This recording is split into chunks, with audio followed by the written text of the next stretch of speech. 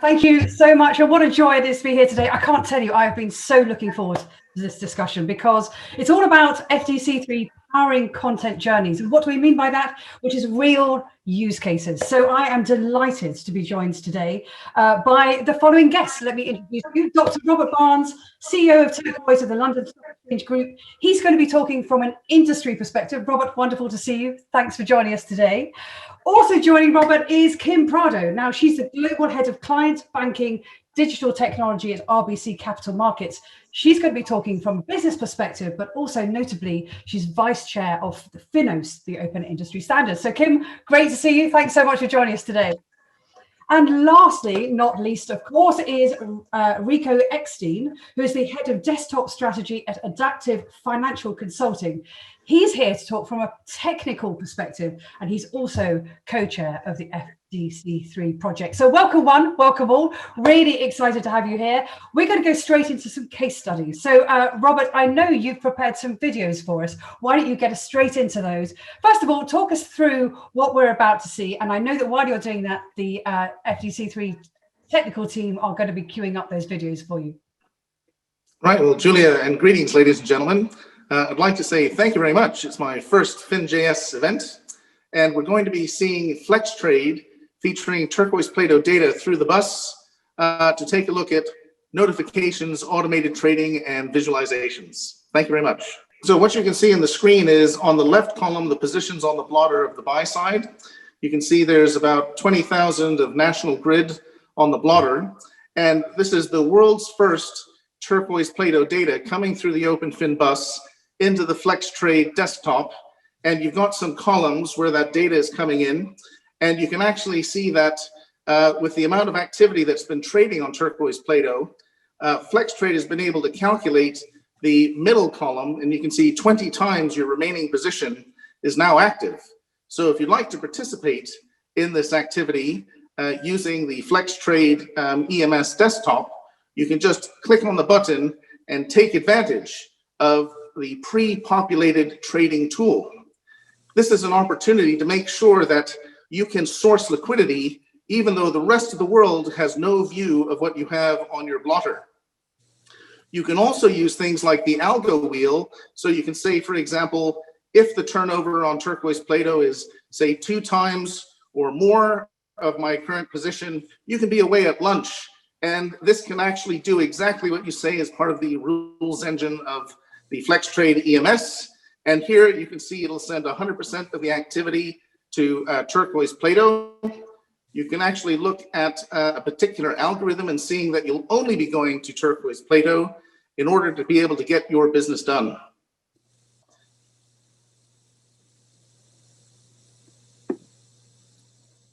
And of course, in addition to actually interacting with Turquoise Play-Doh at the top right, you can actually do some data visualizations to see what activity is happening.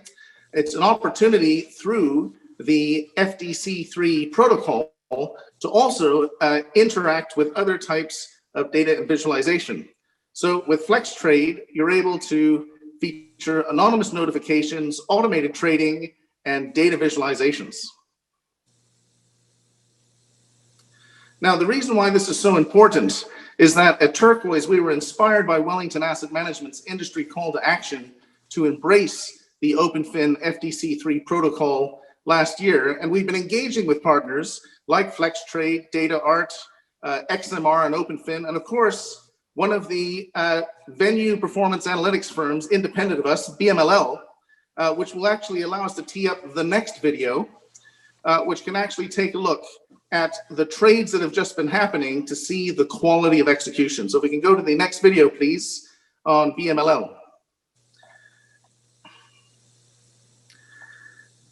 And so what you can see here are 2 FDC3 OpenFin widgets that are embedded.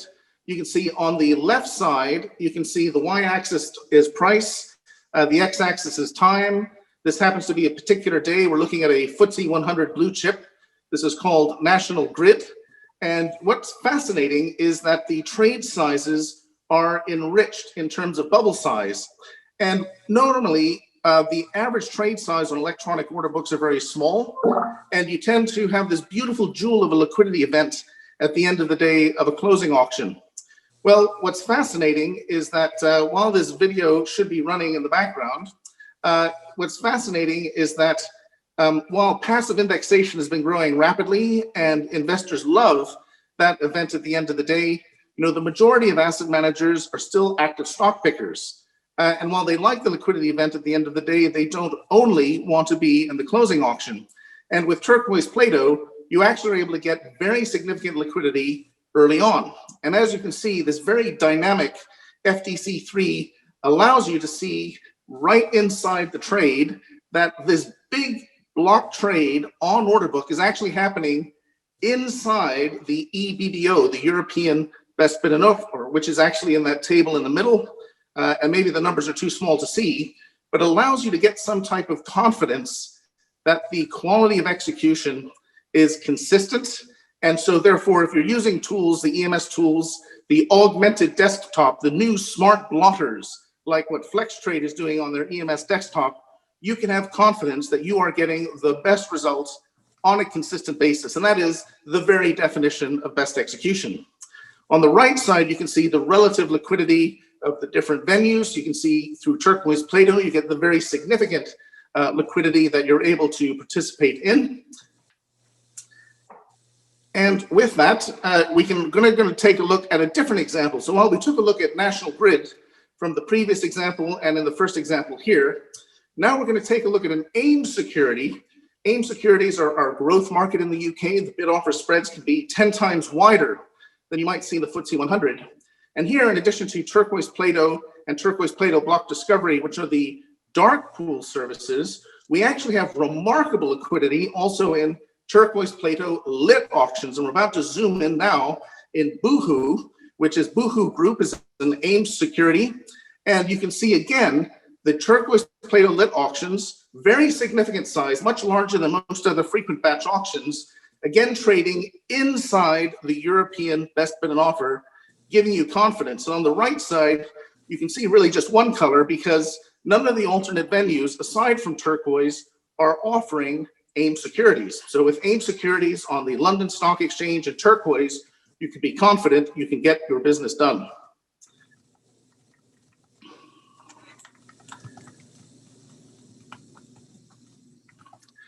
And I think the reason why this matters today is that when you consider that investors are concerned about fragmentation, complexity, and cost, we're challenging that status quo because efficiency matters, particularly in an environment with low rates when investors and pensions are seeking growth. We're aiming to innovate models that reduce implicit cost and contribute to long-term investment returns. And we look forward to doing more with all of you in the community. Thank you very much. Robert, thank you so much. And to bring it to life, talk about collaboration is very easy. A clarion call from an asset management firm that very clearly set out the challenge. And of course, the marketers responded. Bringing it to life is most welcome. Thank you very much for that. I'm going to move very quickly on because we have a lot to cover in a relatively short period of time. This is all about bringing use cases to life. But we've talked from the industry perspective, now keen to hear from the business perspective. Kim, can I bring you in here? I'd love to hear, is there a business challenge that FDC3 has helped address? Absolutely. So, I've got two examples that I'll just quickly touch upon. So I like to think about FDC3 similar to how we think about the telephone or analog, right? Like if you think about this for a second, on the telephone, you've got two people communicating over a phone wire, right? Very simple. So if you take that and you think about two applications communicating on the desktop, that's FDC3. It's being able to create that interop or that connection between multiple different, between multiple platforms. So for example, the way we've handled this at RBC is we've got lots of applications our traders and salespeople use. And, to streamline the user experience, to make it easier to function, we've built out the RBC Springboard, which enables all the technology teams across the globe to work together. I kind of like to refer to it as inner source, but within RBC, it's like open source, but inner source. And by doing that, everybody opts in to use Springboard. And by default, you have the OpenFin bus, which creates that connectivity and that interoperability. So to build on what Robert was showing around the trading side, think about that in practice. A salesperson gets a call on the phone, they have their client 360 in front of them, they want to see the trade history, they can just very easily click on the trade and see the trade blotter from the trading system. They don't have to go to another step, to another app.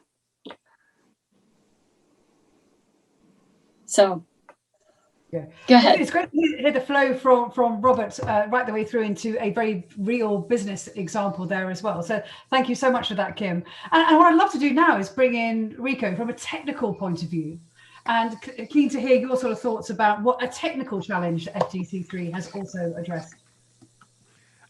Thank you, Julia. Great to be here today.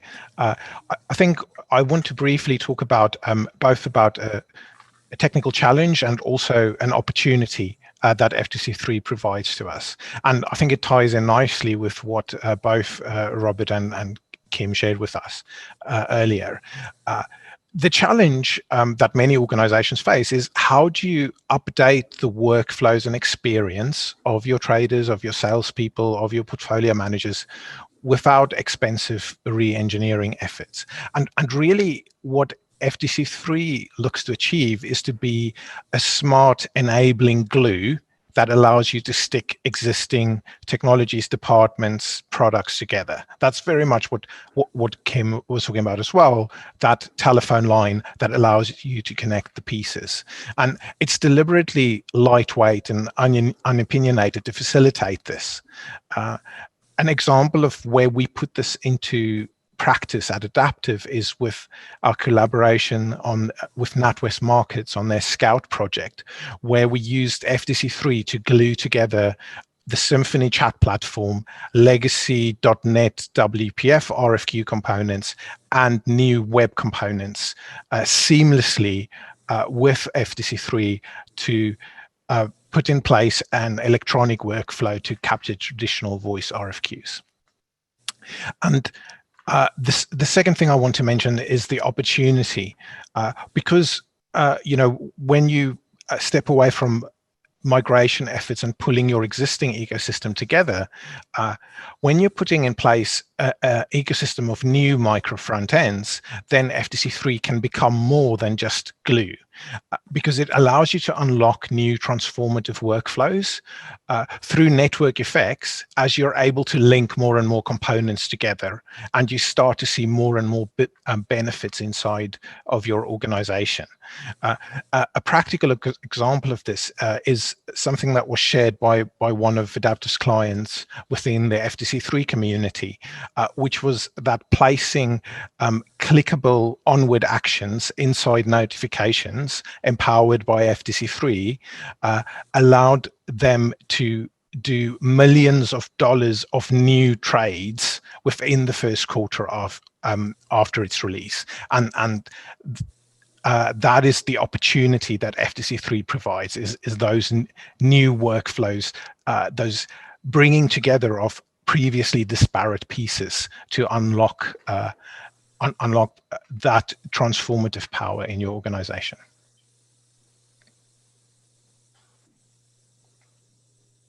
Kim, I just want to come back to you for a second, because I'm not sure whether I cut you off actually in your flow, just whether you had any other business examples. It was wonderful to hear from the technical point of view. And Riko, thank you so much for that. And I just want to just double back to make sure that I didn't lose anything from Kim as well. Yeah, so just one more point I want to make, right? So similar to what Riko said and what Robert said around the practical examples. So when we were doing MiFID, this is a great example of why FDC3, the OpenFin bus, is so incredibly powerful to RVC. We were doing MiFID. We took on the IT challenge to kill two birds with one stone. We had an old WPF app, and we needed to migrate it to HTML5. To do that, right, we needed to move fast, and we needed to do it in a way that we didn't need to train our users. There were too many salespeople around the globe to get to, right? So to do this, we actually partnered with Adaptive, that's how I had to bring this up, to make this happen as fast as possible on the sales trader workflow. They helped us build that out to solve for the reg. And at the same time that we were partnering with them on that, we were partnering with OpenFin to actually build out our springboard. And, you know, we built RFQ, we built an entire internal RFQ model to solve for the reg. But at the same time, we created interop, not just within our internal apps, but with external partners like Symphony, like Salesforce, like Tier 1, et cetera, and Bloomberg as well. In fact, we've gone as far as integrating Bloomberg Chat into our Springboard with the interop, the OpenFin Bus, and FDC3. Wonderful. So there are some real examples, and it's great to hear kind of the MiFID driver, the big, kind of hairy industry dynamics, and also the customer dynamics, then also what that means in terms of practical reality down into a technical level, because we have a really mixed audience watching today. What I'd love to do now is let's look ahead a little. And let's think about, is there anything coming down the track? What challenges lie ahead that you think FDC3 could help address? And Riko, I'm going to come straight to you on this one. Anything from a technical point of view? Probably the most apparent thing to me from a technological perspective, right, is that the only thing in technology that is inevitable is change, right? And focusing on a componentized micro front end based desktop where you use FDC3 as glue to pull workflows together, that allows organizations to be more nimble and more flexible, to get that efficiency as change is happening that Robert spoke about. That is so important. It allows your teams to work more independently, but also deliver projects together across regions, across departments, and it allows different tech stacks to come together, and with those migration efforts that Kim mentioned, and then as well, connectivity is increasingly becoming difficult in our industry and between firms. There's so many players putting more and more solutions forward. There's so many applications that users have to handle on their desktops. It's so difficult to make bilateral connections between the buy and sell side. There's so many different ways to do that. What the industry really needs is a normalization layer, a way to simplify the connectivity and the user workflows behind a standard. And the true vision of FDC3, as more and more organizations start to adopt it for their internal processes, but also across organizations, is that such a layer can start to emerge, which will benefit the whole industry. Wonderful.